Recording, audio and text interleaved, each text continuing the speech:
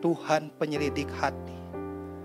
Perintahnya jelas, jaga hatimu baik-baik dengan segala kewaspadaan. Karena dari situ terpancar kehidupan. Urusan hatilah urusan yang serius. Saudara harus bisa bedakan antara korban persembahan dengan daging busuk. Kalau orang zaman dulu membawa kambing, membawa domba, bawa lembu, datang, isi seorang imam, ini Pak tolong terima. Maka dia memeriksa yang namanya kambing, domba, lembu. Kalau layak, itu akan disembelih dan naik ke mezbah Tuhan, dibakar sampai habis. Hari ini, anak-anak Tuhan yang hatinya hitam, ada kebusukan dalam hatinya, dia gak bawa korban. Dia bawa daging busuk di mezbah Tuhan. Serem, saudara, serem. Dia bawa iri hatinya juga. Dia bawa kebencian dan kemarahan. Dia bawa pemberontakan kepada siapapun dia berontak. Orang seperti ini sedang bawa daging busuk. Kalau saudara bisa bedakan itu korban dan daging busuk, jauh bedanya. Lihat Kain dan Habel. Kain tidak bawa daging busuk. Dia bawa korbannya. Dia bawa hasil taninya.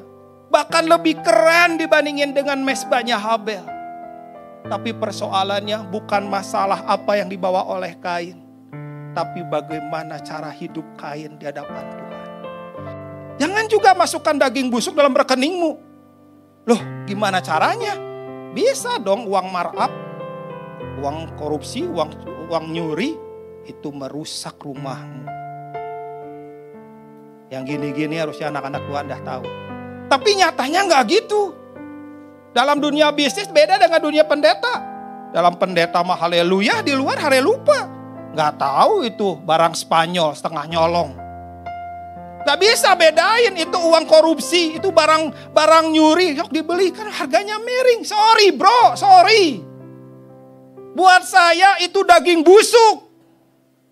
Nggak bisa dong seorang penyembah bisa masukin uang rekening ke dalam rekening itu yang namanya daging busuk. Nggak bisa dong. Nggak bisa dong daging busuk masuk dalam rumah tanggamu, merusak pernikahanmu, mencemari ranjang pernikahanmu. Nggak bisa dong. Hatimu penting di hadapan Tuhan. Nah yang gini-gini ujungnya banyak.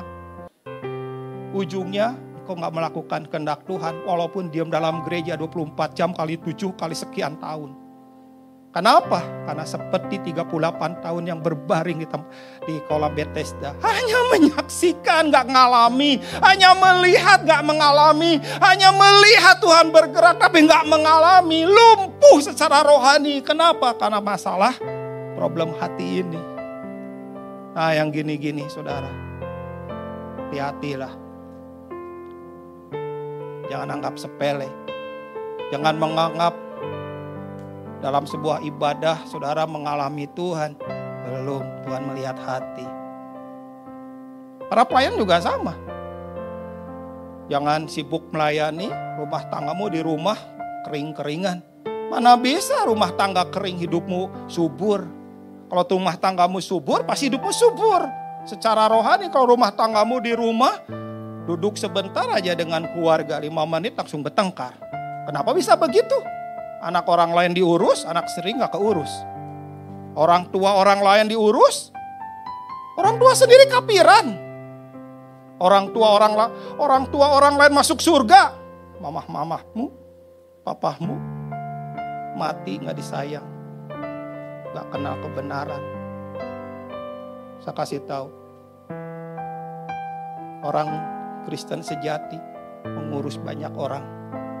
Juga mengurus keluarganya. Gak ada keluarga yang diabaikan. Mengurus semuanya. Kenapa? Karena dari hidupnya mengalir banyak hal dari Tuhan.